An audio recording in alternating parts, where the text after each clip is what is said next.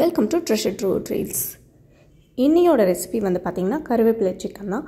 கருவேப்பிலையே சாப்பிடாதவங்களுக்கு இந்த மாதிரி சிக்கனில் வந்து கருவேப்பிலையை வந்து இன்ஃப்யூஸ் பண்ணி கொடுத்திங்கன்னா ரொம்ப நல்லது. ரொம்ப ஈஸியான ரெசிபி, டக்குன்னு செஞ்சிடலாம். ஒரு 15 மினிட்ஸ் இருந்தால் போதும்.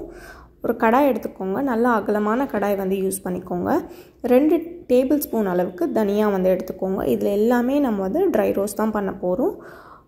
ஒரு சின்ன துண்டு அளவுக்கு பட்டை வந்து சேர்த்துக்கோங்க. கூடவே வந்து 3 ஏலக்காய், 7 லவங்கம் வந்து சேர்த்துருக்கேன்.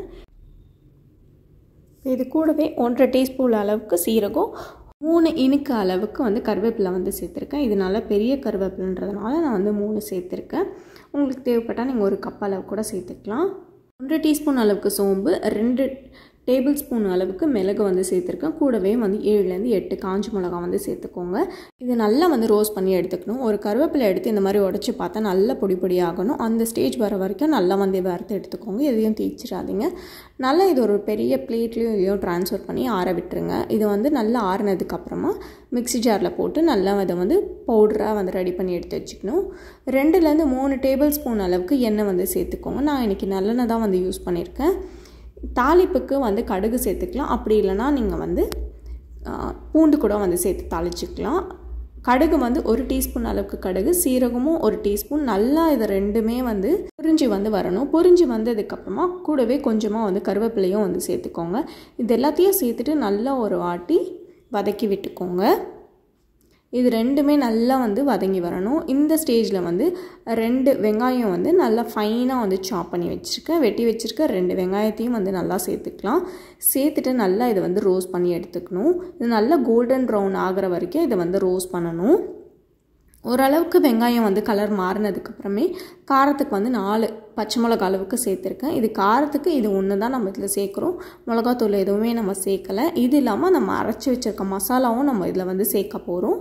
பச்சை மிளகாய் சேர்த்துட்டு ஒரு வாட்டி நல்லா வந்து வதக்கி விட்டுக்கோங்க. நல்லா ஃப்ரெஷ்ஷாக அரைச்ச இஞ்சி பூண்டு பேஸ்ட் இருந்தாக்க 2 டேபிள் ஸ்பூன் அளவுக்கு இஞ்சி பூண்டு பேஸ்ட் வந்து சேர்த்துக்கோங்க. இஞ்சி பூண்டு பேஸ்ட்டு சேர்த்ததுக்கப்புறம் நல்லா ஒரு வாட்டி வதக்கி விட்டுக்கோங்க. ஓரளவுக்கு நல்லா கலர் மாறினதுக்கப்புறமா நல்லா ஃபைனாக சாப் பண்ணி வச்சுருக்க தக்காளி வந்து சேர்த்துக்கோங்க. நான் வந்து 2 மீடியம் சைஸ் தக்காளி வந்து யூஸ் பண்ணியிருக்கேன். நல்லா வந்து சாப்பரில் போட்டு சாப் பண்ணதுனால உங்களுக்கு கொஞ்சம் நல்லா ஜூஸியாக இருக்கும். இதெல்லாம் நல்லா வதங்கிறதுக்கு கூடவே தேவையான அளவுக்கு உப்பு, மஞ்சத்தூள் வந்து 1/4 டேபிள் ஸ்பூன் வந்து சேர்த்துருக்கேன். உப்பு வந்து தேவையான அளவுக்கு இப்போ வந்து கொஞ்சமாக சேர்த்துக்கிட்டு சிக்கன் போட்டதுக்கப்புறமா பத்தலைன்னா அப்புறமா நீங்கள் டேஸ்ட் பார்த்துட்டு உப்பு காரம் வந்து சேர்த்துக்கலாம். நல்லா வாஷ் பண்ணி நல்லா ட்ரெயின் பண்ணி வச்சுருக்க சிக்கன் வந்து 1 கிலோ அளவுக்கு வந்து சேர்த்துக்கோங்க. நீங்கள் வந்து போன்லெஸ்ஸும் எடுத்துக்கலாம். நான் இன்றைக்கி வந்து போனோடு தான் வந்து எடுத்திருக்கேன். இனிமேல் போனோடு எடுக்கும்போது டேஸ்ட் வந்து நல்லாயிருக்கும் அப்படின்னு சொல்லுவாங்க. அதுக்காக நான் இன்றைக்கி வந்து போன் இருக்கிற சிக்கன் தான் வந்து எடுத்திருக்கேன். 1 கிலோ அளவுக்கு சிக்கன் வந்து நல்லா கல்லுப்பும் மஞ்சத்தூளும் போட்டு வாஷ் பண்ணி எடுத்து வச்சுருக்கேன். சிக்கன் போட்டு நல்லா ஓரளவு கலர் மாறினதுக்கப்புறமா தட்டு போட்டு மூடிடுங்க. தட்டு போட்டு மூடி ஒரு 5 நிமிஷம் கழித்து திறந்து பார்த்தீங்கன்னா சிக்கனில் இருக்க அந்த தண்ணியெல்லாம் வந்து வெளியில் வந்திருக்கும். சிக்கன் நல்லா வந்து தண்ணி விடும். நீங்கள் எந்த விதமான தண்ணியுமே இதில் சேர்க்க தேவையில்லை. ஒரு வாட்டி நல்லா வந்து கலந்து விட்டுக்கோங்க. இந்த மசாலா எல்லாமே சிக்கனில் ஈவனாக வந்து கோட் ஆகிற அளவுக்கு மிக்ஸ் பண்ணி விட்டுக்கோங்க. நம்ம அரைச்சி வச்சுருக்க பொடியை வந்து பேட்சாக சேர்க்கணும்.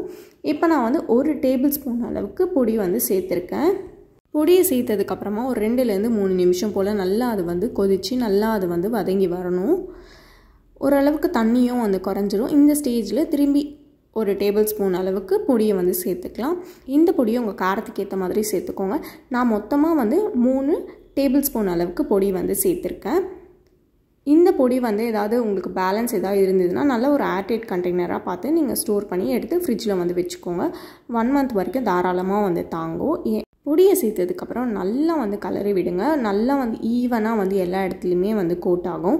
நல்ல பெரிய கடாயாக எடுத்துக்கோங்க. இதில் நம்ம வெறும் ஸ்டிர் ஃப்ரை தான் நம்ம வந்து பண்ண போகிறோம். எந்த இடத்துலையுமே நம்ம வந்து தனியாக சிக்கனை வந்து வேக வைக்கல. அதனால் கொஞ்சம் தாராளமாக பெரிய கடாயாக வந்து எடுத்துக்கோங்க. இந்த ஸ்டேஜில் நல்ல எண்ணெய் வந்து பிரிஞ்சு வரப்போ ஒரு வாட்டி கலரி விட்டுருங்க. கலரி விட்டதுக்கப்புறம் கடைசியாக வந்து 1 டேபிள் ஸ்பூன் அளவுக்கு பொடியை வந்து சேர்த்துக்கோங்க. பொடியை சேர்த்த உடனே நான் ஸ்டவ்வை வந்து ஆஃப் பண்ணிட்டேன்.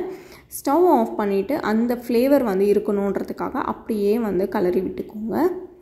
இப்படி வந்து கலரும் போது இன்னும் ஃப்ளேவர் வந்து நல்லாயிருக்கும் உங்களுக்கு சாப்பிட்றதுக்கு. ஸ்டவ் ஆஃப் பண்ணதுக்கப்புறமா மேலே சும்மா கொஞ்சமாக வந்து கருவேப்பிலை வந்து தூவி விட்டுக்கோங்க. இந்த ரெசிபிக்கு வந்து நம்ம கொத்தமல்லி வந்து யூஸ் பண்ண மாட்டோம். ஒரு வாட்டி நல்லா கலரி விட்டதுக்கப்புறமா நீங்கள் இதை வந்து சர்வ் பண்ணலாம். கண்டிப்பாக இந்த ரெசிபியை வந்து ஒரு வாட்டியாச்சும் ட்ரை பண்ணி பாருங்கள். டேஸ்ட் ரொம்பவே டிஃப்ரெண்ட்டாக இருக்கும், சாப்பிட்றதுக்கும் நல்லாயிருக்கும். இந்த வீடியோ உங்களுக்கு பிடிச்சிருந்தா சேனலுக்கு சப்ஸ்கிரைப் பண்ணுங்கள். தேங்க்ஸ் ஃபார் வாட்சிங் அண்ட் கீப் சப்போர்ட்டிங்.